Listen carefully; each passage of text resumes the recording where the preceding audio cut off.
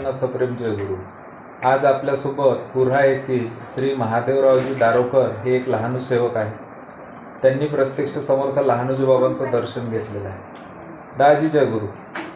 जय लहानूजी बाबा। जय लहानूजी बाबा। तुमचं नाव सांगा सर्वात आधी। माझं नाव महादेव गणपतराव दारोकर, राहणार कुऱ्हा, कुऱ्हाचेच राहणार। हां, तालुका दिवसा, जिल्हा। तुम्ही तुमच्या जीवन प्रवासामध्ये समर्थ लहानूजी बाबांचं जे काही योगदान आहे किंवा तुम्हाला जे आध्यात्मिक गोडी लागली बाबाजींविषयी, याबद्दल माहिती सांगा। याबद्दल माहिती एवढं सांगा की तर बाबाजी जसे बोलावत होते 15 दिवसातून, महिनाभरातून, असे स्वप्नात येत होते।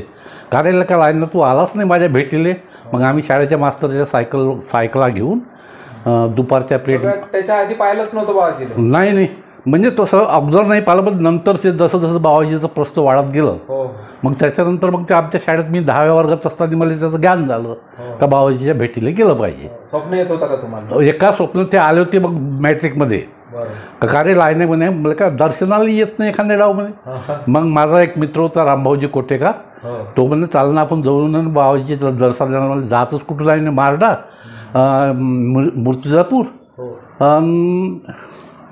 आणि टाकडखेडा, सायकलनं जाणं येत होते 1 घंट्यात। तर आम्ही मग बाबाजीच्या दर्शनाला गेलो। तर मग बाबाजी असं सहज पहिले आम्ही लोकांना कोणत्या ठिकाणी होते बसून ते? बाबाजी पहिले फक्त समोर कसं होतं, आता ते एक संस्कृत भवन बांधलं होतं पहिले, एकच होतं पहिले ते। आणि बाबाजी असं ग्राउंडमध्ये बसत असे। बाबाजीची एक कुटिया होती, एक मागं कुटिया असं तीपट रस्ता होता असा, आणि एक समोरून यासाठी त्या तिथं बाबाजीच्या भेटीसाठी मी मग 15 दिवसातून, महिनाभरातून नक्कीच जात होतो। गेल्यानंतर काय झालं सांगा? नाही, बाबाजी गेल्यानंतर बाबाजी मग हेच त्यांचे बाबाजीचे बोल ऐकायचे। 4 वाजेपर्यंत थांबायचं। बाबाजीला आमचं मागणं काहीच नव्हतं, आम्ही याच्यासाठी जाऊ का बाबाजीनं बोलावलं होतं, पण भेटीला जाऊ बाबाजी काय म्हणते काय नाही। त्यावेळेस आमच्या मनात अशी काही इच्छा नव्हती का बाबाजीला हे मागा का बाबाजीला ते मागा, असं काहीच नव्हतं। काही भावना नाही, काहीच भावना, फक्त बाबाजीचं दर्शन घ्या बस, एवढीच भावना आमच्या मनात होती। आणि त्या हिशोबाने आम्ही बाबाजीच्या भेटीला जातो।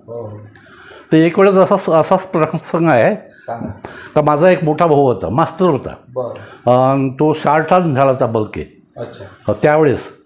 तो काय झालं होतं का त्याच्या पत्नीचं पण त्याचा काहीतरी वादविवाद झाला। लग्न झाल्यानंतर गोष्ट आहे? हां, माझ्या आणि त्याचं लग्न झालं। शॉर्ट हँडला चांगली मागणी होती। शॉर्ट हँड म्हणजे त्याचं लग्न झालं, मग त्या शॉर्ट हँडला सोडून मास्तरकी केली, बोरी अरबला होता टीचर म्हणून।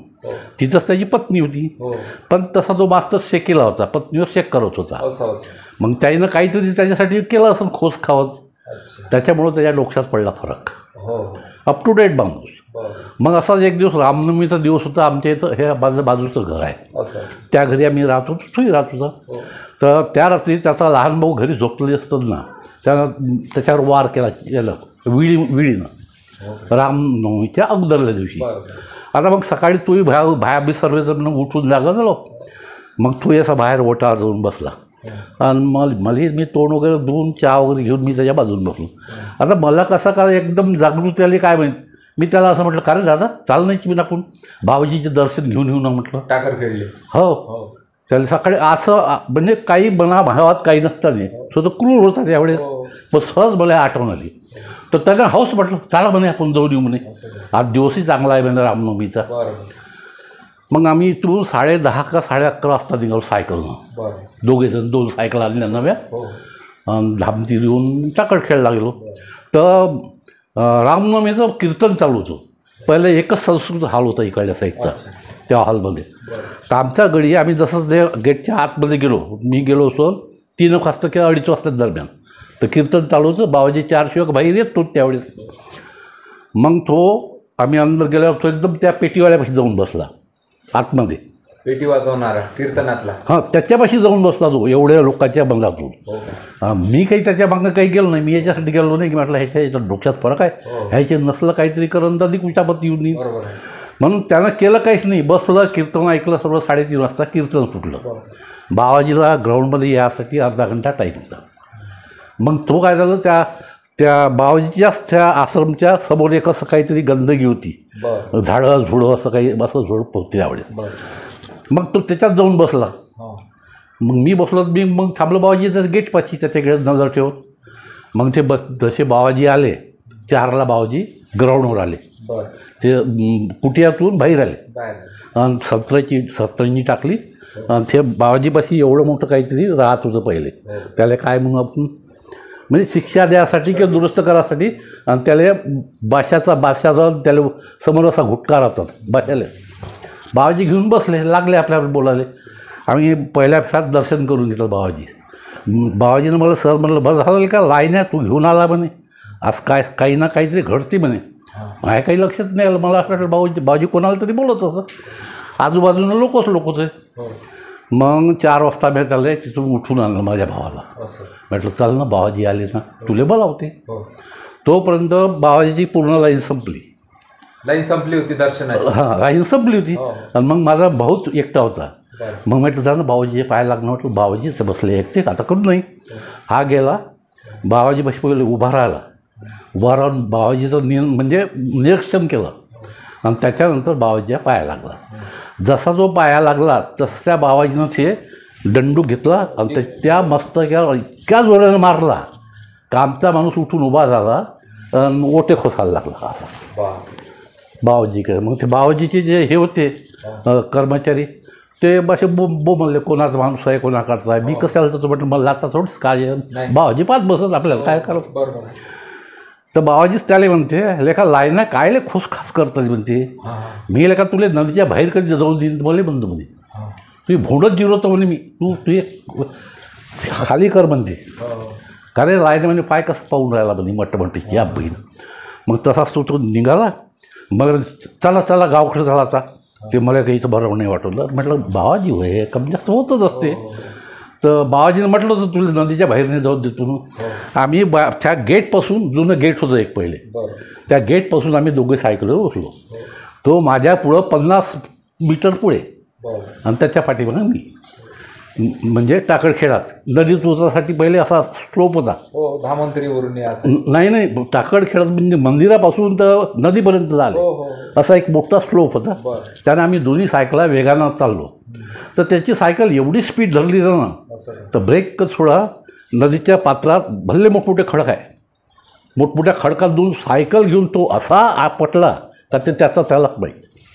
मला तसं वाटते आता सायकलही तुटली, हाही कुठं ना कुठं तुटलाच असेल. म्हटलं आता कसं कर, नव्या सायकला भाड्याच्या लोकांच्या.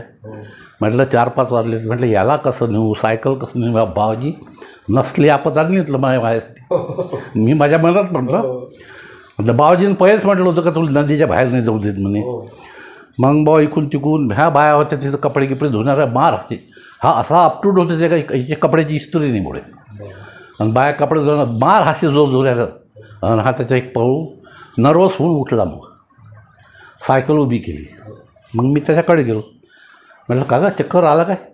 नाही म्हणे की मला कसं तरी लोटून दिल्यासारखं झालं. मी माझा भाऊ म्हणते मला कोणीतरी लोटून दिल्यासारखं झालं. मी येतो इतकं जोरानं पडलो म्हणे, पण मग लागलं काहीच नाही म्हणे. आणि खरोखरच त्याच्या अंगाला एक खरोच नाही ना, त्याच्या कपड्याला कद्या त्याचा डाग नाही, काहीच नाही. सायकलचा एक नट नाही कुठलं तर कुठं वाकली ती. मग म्हटलं चला बा चालता येते ना. हो म्हणे. मग मला काहीच नाही झालं म्हणे. मग माझा भाऊ आणि आम्ही दोघं त्या पात्रातून इथं आलो धामंतरीला. आणि तिथून मग त्या महाराजाच्या पडतात आलो. तिथं जाऊन सायकल उभी केली. आणि तो तेव्हा मला म्हणे बाबाजीने म्हणजे आज मला प्रसाद दिला म्हणे, आज मला खूप हलकं वाटून राहिलं म्हणे. तर बाबाजीनं जाता वेळेस सांगितलं होतं त्याला लेखा एक वेळा अजून माझ्या भेटील. पण त्याच्यानंतर त्याचं काही झालं नाही. म्हणजे दुरुस्त झाले का तेव्हा अर्धे. अच्छा, म्हणजे बाबाजीनं पुन्हा येजो म्हणे तर ते जाणंच नाही झालं. नाही, हा म्हणजे त्याची माझी भेटच नाही होय ना मग. आणि ह्या आपल्या गुंतालाच आहे. पण अर्धा सेप आला तो. हो, बाबाजी म्हणे एक वेळा येजो म्हणे लेका मी तुला सर्व सांगतो म्हणे. तर ह्या त्याचाच माझा पुन्हा काही योग आला त्या गोष्टी. असा हा प्रसंग असा माझ्या आयुष्यातला बाबाजीचा प्रसंग. बाबाजीनं बोललेही होते. फार मोठा प्रसंग आहे. हो, फार म्हणजे चांगलाच, म्हणजे त्याचा आपण कल्पना नाही करू शकत असा प्रसंग, असा हा प्रसंग होता. तर दादाजी तुम्ही जो काही हा तुमच्या भावाचा प्रसंग सांगितला, स्वतः तुम्ही सोबत होते. हो, त्या एका झोडप्यानं तो त्याच्या डोक्यात तर बसलीच. पण त्यानं बाबाजी सांगितलं का लायना म्हणे तू जास्त अंगात नको आणू म्हणे, मी तुला नदीच्या बाहेर जाऊ देतो म्हणे. पण एक लक्षात ठेवतो म्हणलं का अजून तू एकदा बा भेटील भावाजी मी म्हटलं भावाजी या कसा येणार भेटीले, पण तो म्हणे का मग आपण एकदा जाऊ म्हणे भेटीले, पण त्याचा काही काही आला नाही. माझा योग आला नाही ना आम्ही काही तिथं गेलो नाही दाखल केला. तर आज तुम्ही दादाजी जे काही अनुभव प्रसंग सांगितले याकरता मी तुमचा आभारी आहे. जय गुरु. जय गुरु जय लहानुजी. समर्थ जय लहानुजी महाराज. महाराज की जय.